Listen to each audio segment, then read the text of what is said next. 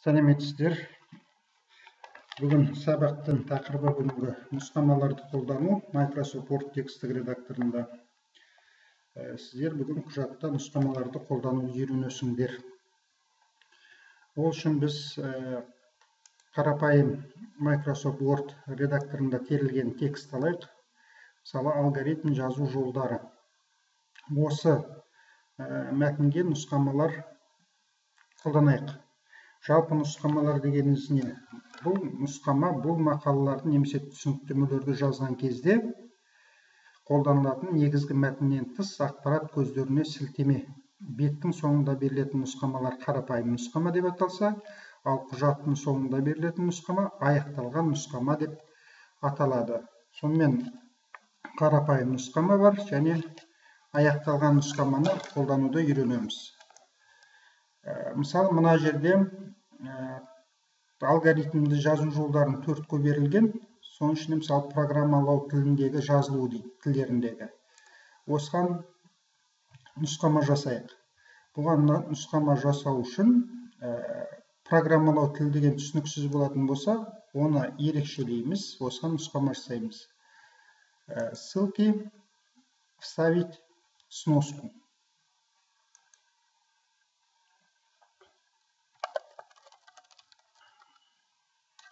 Программалау тілі бұл компьютер түсінетін тілде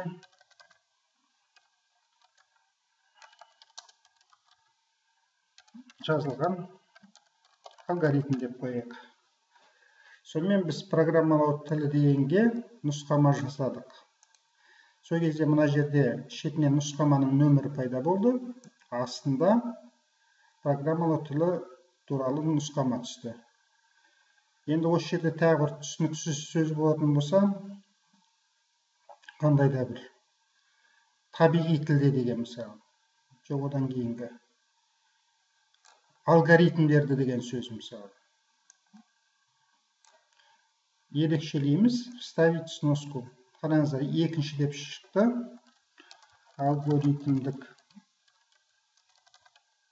Алгоритмдік тіл.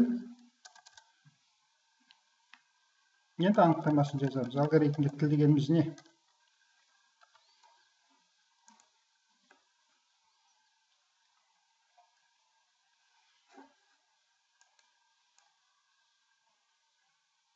Амда анықтамасы жазылмапты. Түсінікті әрі нақты жазылған табиғи тілдегі алгоритм деп қояйық. Мысалға алып жатырмын.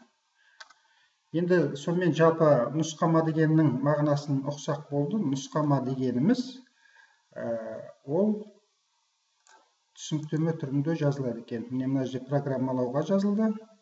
Міне алгоритмдерді деген сөзге автоматты түрде міне нұсқама пайда болды. Мына жерде екінші деп. Сонда нұсқамалар міне реттеледі екен. Нұсқаманың екі түрі бар. Біреу қарапайым дедік, екіншісі аяқталған нұсқама. Аяқталған нұсқама ол құжаттың соңында жазылады. Мысалы, графиктік түрде дегенде соңғы нұсқама жасау үшін вставить концевую сноску дегенді басамыз. Міне ең соңында жазылып тұр. Ең соңында жаңағы жазамыз. Графиктік тіл ол блок схема түріндегі берілген алгоритм. Мысалға алып тұрмыз. Енді мына сносканың мына жерінде жалпы баптауы бар. Осыны шертсек мына жерден. Мінде форматтар шығады. Формат номері начать с и деп тұр. Концевые сноски бізде не көрдіңіз бе? И деп тұр. Концевые сноскиларға да нумерация беруге болады, немесе римше жазуға болады. Міне былай десек, применить десек. Сонда міне концевой сноскалар рим әріптерімен нөмірленетін болады. Сонда мына жерде біз баптауын орната аламыз.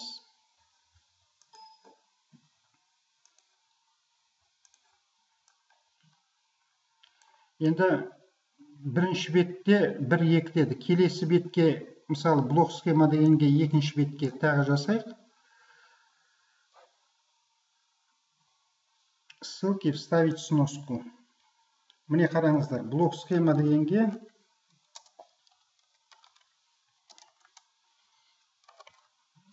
график түрінде берілген алгоритм.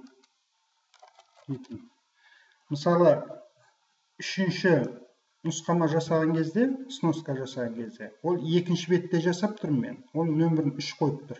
Өйткені қарапайым нұсқамалар рет-ретмен келіп жатыр ғой. Бірінші бетте міне 2 нұсқама болды. Екінші бетте міне 3-ші нұсқама болып тұр. Осының әр бетте жаңадан басталыну үшін біз мына жерде мынаны өзгертеді екенбіз. Міне сноски, мынаны ерекшеледік. Ең бірінші мынаны ерекшелейміз. Мына жерге қоямыз. Сосын барып мына кнопканы басамыз. Соның ішінде мына жерде нумерация продолжить деп тұр. Сосын осы жерде на каждой странице дегенді бассақ, вставить, применить. Онда әр бетте бізде жаңадан басталатын болады нумерациялар. Сонымен нұсқамаларды орнату үшін оны ерекшелейді екенбіз мәтінді, немесе қандай да бір сөзді. Сосын вставить сноскуды басамыз. Сносканың 2 түрі бар. Біреуі аяқталған нұсқама, екіншісі қарапайым. А следующая сноска деген мына жерде. Ол жалпы міне мынау екінші. Осылай көрсетіп отырады нұсқамалардың қай жерде орналасқандарын, соны көру үшін. Показать сноски дегенді бассақ, көрсетеді обычные сноски или концевой. Обычные сноскаларды көрсет десек, міне көрсетеді. Сонымен мына 3 кнопкада түсінікті, мына жерде нұсқамаларды баптайды екенбіз. Сіздерге беріліп тұр 109-ші беттегі 4.1.2 суреттегі қарапайым нұсқаманы жазу.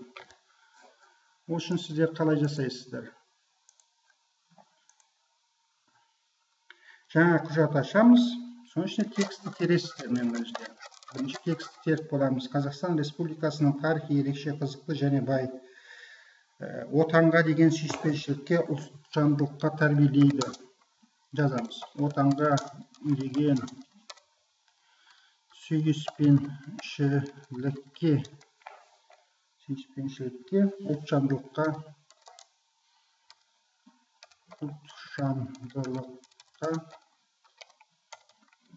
тәрбиелейді. Мына мәтінді жазып болғаннан кейін отанға деген сөзге нұсқама жасаймыз. Ол үшін отанға деген сөзді ерекшелейміз.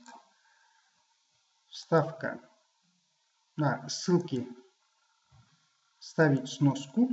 Міне шығады. Мына жерге жазамыз. Отан, сызықша, туған ел, туған жер. Туған ел, туған жер. Болды. Сонда біз отанға деген сөзге мына жерде нұсқама жасадық. Екінші тапсырмада сіздерге екінші бетке шығасыздар. Сноскадан шығамыз бірінші. Сноскадан шығамыз. Екінші бетке түсеміз. Екінші бетте сіздер жазасыздар. 6-шы Б. Информатика пәнінен бірінші топ тізімі деп. Сосын мына жерде нумерация бойынша жазасыздар. Бірінші топта кімдер жатады?